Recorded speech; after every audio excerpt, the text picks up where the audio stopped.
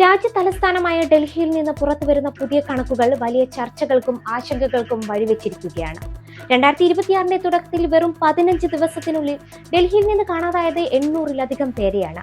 ഇതിൽ പകുതിയിലധികവും സ്ത്രീകളും പെൺകുട്ടികളുമാണ് എന്നത് വിഷയത്തിന്റെ ഗൗരവം വർദ്ധിപ്പിക്കുന്നതാണ്. എന്താണ് ഡൽഹിയിൽ സംഭവിക്കുന്നത്? ആ ഞെട്ടിക്കുന്ന വിവരങ്ങളിലേക്ക് നമുക്കൊന്ന് പോകാം. ഡൽഹി പോലീസ് പുറത്തുവിട്ട കണക്കുകൾ രാജ്യത്തെ നടുക്കുന്നതാണ്. 2026 ജനുവരി 1 മുതൽ 15 വരെയുള്ള കാലയളവിൽ 807 മിസ്സിംഗ് കേസുകളാണ് ഡൽഹിയിൽ മാത്രം റിപ്പോർട്ട് ചെയ്തത്. അതായത് ഓരോ ദിവസവും ശരാശരി 54 പേരെ വീതം കാണാതാകുന്നു. ഈ 807 പേരിൽ 509 പേരും സ്ത്രീകളും പെൺകുട്ടികളുമാണ്. ഇതിൽ തന്നെ പ്രായപൂർത്തിയാകാത്തവരുടെ എണ്ണം 191 ആണ്. കാണാതാകുന്നവരിൽ 2 ഭാഗവും സ്ത്രീകളാണ് എന്നതാണ് മറ്റൊരു വസ്തുത. ഇത് സ്ത്രീ സുരക്ഷയെക്കുറിച്ചുള്ള ആശങ്കകൾ ഉയർത്തുന്നുണ്ട്. ഇതിനകം 235 പേരെ കണ്ടെത്താൻ പോലീസിന് സാധിച്ചിട്ടുണ്ടെങ്കിലും 572 പേർ ഇപ്പോഴും എവിടെയാണെന്ന് ആർക്കും അറിയില്ല. കാണാതാകുന്നവരിൽ ഏറിയ പങ്കും കൗമാരക്കാരായ പെൺകുട്ടികളാണ്. 12 മുതൽ 18 വയസ്സ് വരെയുള്ള 169 കുട്ടികളാണ് ഈ ചുരുങ്ങിയ ദിവസത്തിനുള്ളിൽ കാണാതായത്.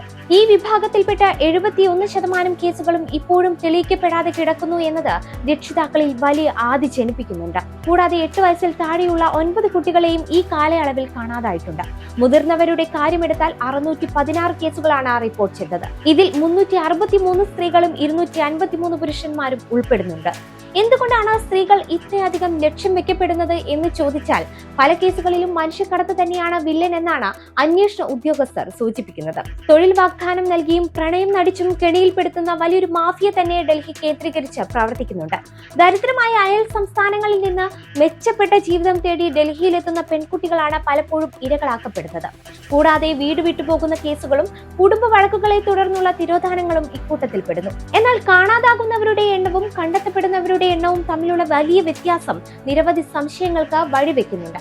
ഈ കണക്കുകൾ വലിയ തോതിൽ പ്രചരിച്ചതോടെ ഡൽഹി പോലീസ് വിശദീകരണവുമായി രംഗത്തെത്തി.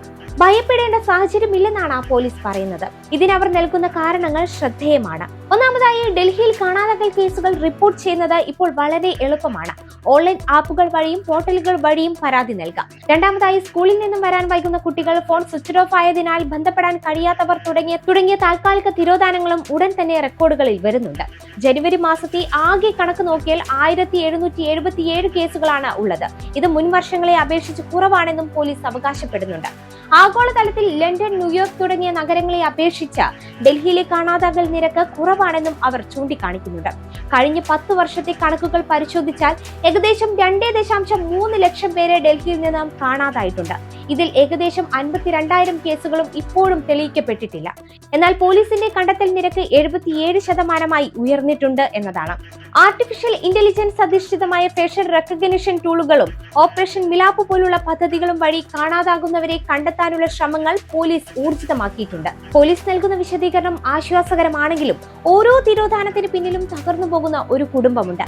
പ്രത്യേകിച്ച് സ്ത്രീകളുടെയും കുട്ടികളുടെയും കാര്യത്തിൽ അതീവ ജാഗ്രത ആവശ്യമാണ്. കേവലം കണക്കുകളിലെ ഏറ്റക്കുറച്ചിലുകൾക്കപ്പുറം എന്തുകൊണ്ടാണ് നമ്മുടെ തലസ്ഥാന നഗരത്തിൽ ഇത്രയധികം ആളുകൾ കാണാതാകുന്നത് എന്നത് ഗൗരവമായി ചിന്തിക്കേണ്ട ഒന്നാണ്.